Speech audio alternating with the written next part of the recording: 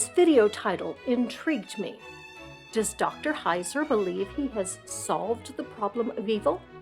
If we simply eliminate free will from the equation, will that solve the entire problem? Heiser was new to me when I reviewed this video, but he has a large following, so it was worth checking out. Has Dr. Heiser solved the problem of evil? Let's have a chat.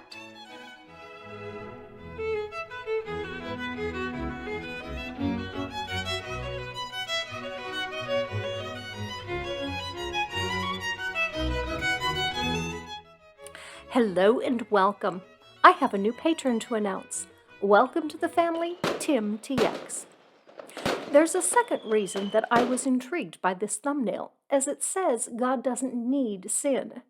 This is an argument that I've made on several occasions, that if God planned to save man as a way to display his glory, he needs man to sin for this plan to work. What I found most intriguing is Heiser's mix of theology here. God doesn't need sin is what I would expect to hear from an Arminian, because a Calvinist will freely admit that sin was God's invention and plan for creation. It was a necessary part, so yes, God needed sin to occur to accomplish his purpose. But the title indicates that there is no free will, which is the Calvinist position. So I had no idea what direction he was coming from. He might be a soteriologist, a relatively new theology popularized by Dr. Leighton Flowers. That, I believe, is a kind of a mix of the two. Let's see which direction Heiser takes. It's cheating theologically to say, well, God shared all his other attributes like intelligence and creativity and emotions, but he didn't share this one. We don't have free will. I find this an odd argument. This introduction sets up why it was not okay for God not to share his free will with humans, since he shared all his other attributes. So it sounds like he intends to refute the Calvinists. But God didn't share his omniscience, his omnipotence, or his omnipresence that he's also supposed to have. Nor were humans made all loving, as God is alleged to be. I've never heard anyone argue that the reason humans have free will is because God shared all of his attributes with humans. I've always heard the God didn't want robots argument. Sorry, Robin. No robots in creation. So right off the bat, it seems like his entire premise is aimed at a straw man, a Calvinist straw man. What do you know? Believers don't just straw man atheists, they do it to each other too. A couple other things. So Adam and Eve, we'll spend a few minutes on this because we're going to get into it a little bit later next week. But we know what happens with Adam and Eve. Again, we know the story. I'm not going to rehearse. Rehearse? Do you actually act out these stories in your class? That's a bit weird. I'm not going to rehearse, the story itself. But in your reading for tonight, I get into, a little bit about kind of the implications here and about God's foreknowledge. If the fall was predestinated, doesn't that make God the cause of evil? Yes. Yes, it would. If God planned Adam and Eve to sin, set up all the conditions that he knew were required to bring about that result, and if that result is evil, then yes, that would make God the author of, inventor of, designer of, desirer of, and in every way responsible for evil. And again, from the content of the book, like I said, I know we'll get into it when we get into supernatural rebellions. But it's a really significant thought that when God decides to share his attribute of freedom with beings, in this world, humans, and in the supernatural world, when God makes that decision, he has decided that he is not going to either make robots or turn them into robots. So he's in the free will camp. What I don't get is the anti-robot prejudice here. Why is God opposed to making robots? What's wrong with robots? But Heiser's argument doesn't even make the point that it intends to, as robots can be sentient. Robots can and do rebel against their makers in some stories and against each other as well. I mean, the rebellion of the robots is the entire plot of the Decepticons' uprising. Robots can and do have free will too. If God created the world, he made both things with and things without free will. If free will exists. I'm going to assume that it does for the purpose of this video, as going into the arguments on both sides would take too long off topic. So for our purposes here, let's just assume that free will exists. The question being whether man was given free will from God or not. So if God makes some things with free will and some things without free will, why would free will be a necessary part of humans? You really haven't given us any reason here except that God is prejudiced against robots. Animals exhibit free will by making choices, like when I call my dog and she chooses to ignore me. What is unique to humans, at least as far as I know, is the ability to understand the concept of God. I think the argument that Heiser means to make is that if God is only going to make one type of creature that can understand who he is and what he does, he wants that creature to be free to accept or reject him, to love him freely or not love him as that creature chooses. The other creatures, while having free will, lack the capacity to love God, as they can't perceive anything about God. Or is the issue that humans are the only animal dumb enough to obey a being that they think is there, but the call to obedience is from something that can't be seen, heard, or felt? It negates the whole look at the trees argument. If one really could look at a tree and from that see the invisible nature of God, then animals should have religion too. Animals should all look at trees and reverence something as they recognize that something created them. If it isn't seen by the hawk with its keen eyesight, or heard by the elephant, or smelled by the dog, can you really say that it's clearly seen? But it's seen by the spirit, you say. Only things with a soul can see this. Okay, then it isn't about free will of the mind, the ability to make choices. It's about, is there a spirit or soul, and does the spirit or soul have the ability to make choices? Are those choices different from those made by the mind? That's certainly an interesting concept. The mind makes choices for the body, but the soul makes choices for the spirit. I've not heard anyone go here. They have the capacity for failure. They have the capacity for rebellion. God knows this. He's not surprised when it happens. This is the part I have a hard time getting believers to address. If God knows this is the result, that not only can happen, but the result that God knows will happen, if he creates the world the way it is, then can you truthfully say that this isn't the result that God wanted? Of course not. It's exactly the result that God wanted, planned for, designed, and created. If you want to say that there is an omniscient creator God, you can't then deny that omniscient God wanted the world to be exactly the way it is, evil and all. This is the basis of what theologians and philosophical theologians will call the free will defense, the free will theodicy, the explanation for evil. It's an intrinsic. It's a view that derives from and arises from the text because of imaging. This is what I want you to see. You cannot rightly be called an imager of God if you do not have this attribute, because God is not without that attribute. God is not a robot. Again, this ignores the fact that God has all the omni characteristics, and humans lack them. If humans must have all of God's characteristics to be an image bearer, then we aren't image bearers, as we don't have all of God's characteristics. If we don't have to have all of his characteristics, only some, how did you determine that free will was necessary, but omnipresence wasn't? Other than we don't have that trait.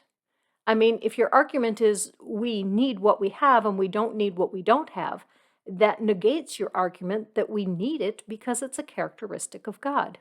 It's cheating theologically to say, well, God shared all his other attributes like intelligence and creativity and emotions, but he didn't share this one. No, it's cheating theologically to pretend that free will is the only characteristic of God that humans don't have. Either that, or you're just being sloppy and not even thinking about whether or not anything else might fit your argument. We don't have free will. But the other ones, yeah, Well, you cheat.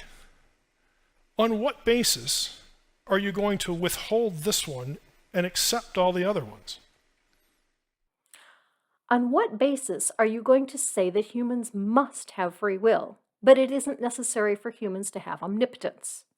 Omnipotence would be great. Because if that one gets on the table, then we have an explanation for evil that doesn't involve God forcing sin, predestinating sin, or even needing sin. In one respect, he's right. Free will does negate the Calvinist argument that God predestined sin because he needed it as part of his plan. But this isn't the problem of evil. I'm starting to suspect that he isn't even going to address the problem of evil. Rather, it feels like he's going to say, evil is a product of human sin, thus there is no problem of evil. Think that's where he's going? It is what it is because lesser beings who are able to choose chose wrongly. Nailed it. We only have evil because humans made the wrong choice. Just like all the other Arminians, he fails to look at what went on before humans existed. It's supposed to be in this time frame, if time frame even means anything to a timeless being, that God sets his plan in motion. His plan to create a vast universe with one tiny planet that will be populated by his chosen beings that he will love so much that he is willing to die for them. But before he can show them that that's how much he loves them, they have to disobey him so that he can have something to die for, their disobedience. So he designs a world in which he knows they will disobey so that he can do all of this. If God didn't want sin in the world, all he had to do was, 1, not make the world in the first place. He was complete and needed nothing. He didn't need to make anything. 2, he could make a world without humans. 3, make humans with free will, but don't put the tree of good and evil in the center of the garden where you made them. 4, don't put the talking snake in the garden. 5, stay with Eve when you know the temptation will come. Maybe offer some support and advice, especially since she doesn't know good and evil and she doesn't know that this is a bad choice. These are what I came up with in just 5 minutes. You would think that an omniscient, timeless God that had an eternity to think about it before designing the world could do at least as well. Everything about the story screams that God wanted man to sin.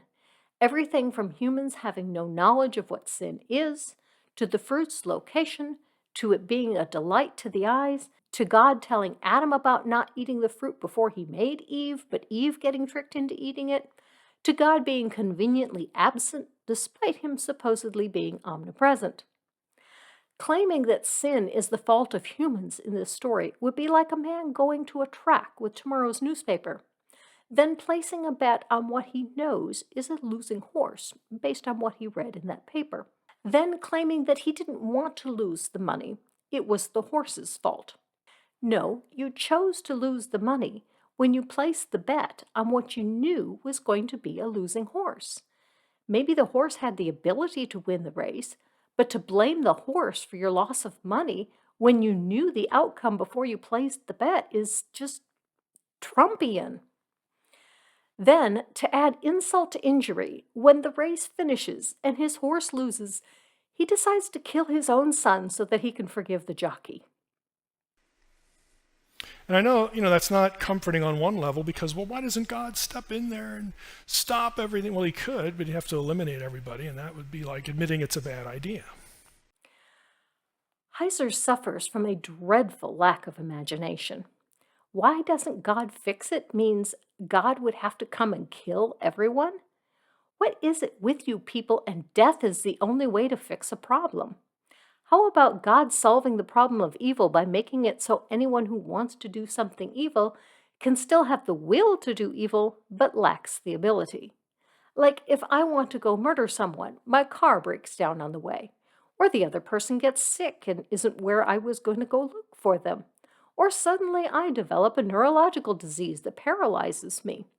None of these interfere with my free will. I can will the evil all I want. I'm just not able to do anything about it. There's no doing anything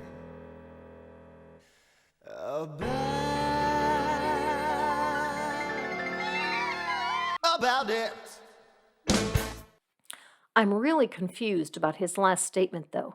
God can't fix evil because if he fixes it, then he has to admit that it was a bad idea. Well, he could, but you have to eliminate everybody, and that would be like admitting it's a bad idea. Is this an admission that evil was God's idea, but God is just unwilling to admit that it was a bad idea? You know evil is wrong, but God didn't know that when he invented it, and so now he has to let evil run rampant through the world so he doesn't get caught having come up with such a bad idea?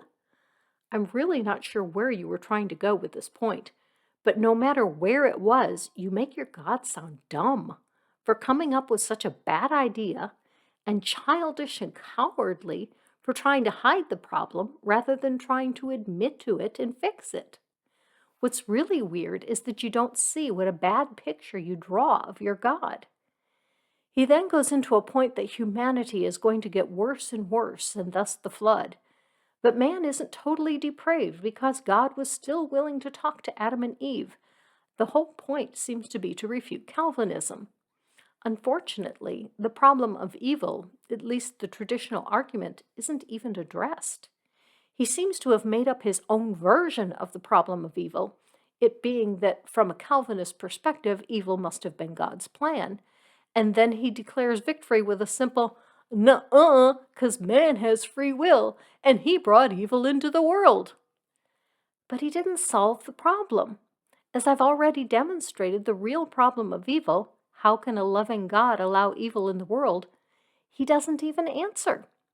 His answer seems to be that if he didn't, he would have to kill everyone. I can't imagine a lower view of humanity than this. Humans are such pathetic creatures that if they aren't given the opportunity to do evil, they must all be put to death. Where is the logic in that? Where is the reasoning? Where is there even consideration of other possibilities? What does this say about your God? If your God keeps making vile creatures worthy of death, why? Does he take pleasure in watching them be vile to him and then enjoy damning them to hell? If your answer is because he enjoys transforming them into something better when they become believers, then why is he only doing that with a few of them? Why not all of them? If you say it's because of free will, he has to let them choose to believe, then we arrive at the divine hiddenness problem. If God really wants people to know him so that they can make a choice to something better, he needs to at least communicate this in a way so that everyone gets the message. And cryptic books written by human authors that are so vague that they mean almost anything a person wants them to mean, i.e., the Bible, doesn't cut it. If there really was a God that really wanted you to make a choice about having faith in and trusting him, then he needs to give you enough information to make an informed choice. Demanding that you devote your life in service to a God you cannot see, hear, or know except through the vague descriptions of people who describe what they say others claim to have seen would be like going to a doctor, except instead of seeing the doctor, you see a historian who says he knows nothing about medicine, but he has studied the doctor and understands the doctor and says the doctor would say you have a fatal disease. He knows this because the doctor says all humans have this same fatal disease. But fear not, the doctor has a cure for this disease. And if you but believe in and trust the doctor, you will have the cure. Do you trust the doctor? What doctor? You never met any doctor. So you ask the historian, what are the symptoms of this disease? And he says, all humans have toxins, so humans have this disease. will this cure make it so that I don't have toxins anymore? No, The cure is that you will be forgiven for having the toxins. Why doesn't the doctor come and tell me this himself? He can't. Why not? Because if you actually knew him and understood him, you would have no choice but to love him and obey him. He wants you to make a choice of free will. If he tells you about himself or the cure personally, that would violate your free will decision. I see.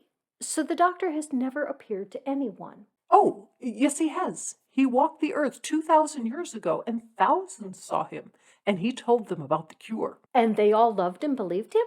No, they killed him Why? because they didn't understand him. Did anyone understand him? Yes, some did, and they put their trust in him, and they trusted him for the cure. And meeting him didn't violate their free will. They are a special case. Why? They just are. You just have to trust this. Trust what? Trust the doctor. But I haven't met any doctor. Sure you have. He's been in this room all along. He's been watching and listening to us as we talk. Why don't I see him? He's invisible Okay. Why doesn't he speak and tell me about himself? because he only speaks telepathically. I've been speaking with him telepathically all throughout this conversation. If you only speak with him telepathically, how do you know he's real and not just in your head? Because, trust me. And this is what it all ultimately boils down to. We aren't asked to trust in a God that we have met, but in a preacher or an apologist who claims to know this God. And if we believe what they tell us about this God, then we too can meet this God in our heads. Is God really limited by the lack of imagination of his apologists? Yes, he really is.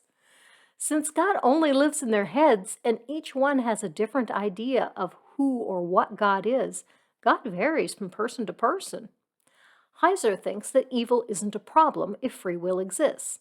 He fails to address all of the evil in the world not caused by humans, like natural disasters, disease, parasites, and so on. Free will can explain the existence of some evil, but it is not the answer to the real question: why would a loving being allow this to happen? Heiser's lack of imagination of ways an omnipotent God could solve the problem short of killing people blinds him to even seeking an answer. He's supposed to be an example of a serious apologist, not a crackpot like Hovind, Powell, Ham, or Anderson. If apologists want to be taken seriously, they need to do better, like learn what the problem of evil is before you claim to have solved it. This is not a lecture for the uninitiated. This is from Heiser's Awakening Lectures, a school of ministry and theology. This is supposed to be a college-level class. Such drivel that passes for education these days. He charges $400 for these courses, $500 if you don't make the early bird discount. This video here is posted on his channel and is a sample of what you get in the course. Save your money and just live your life.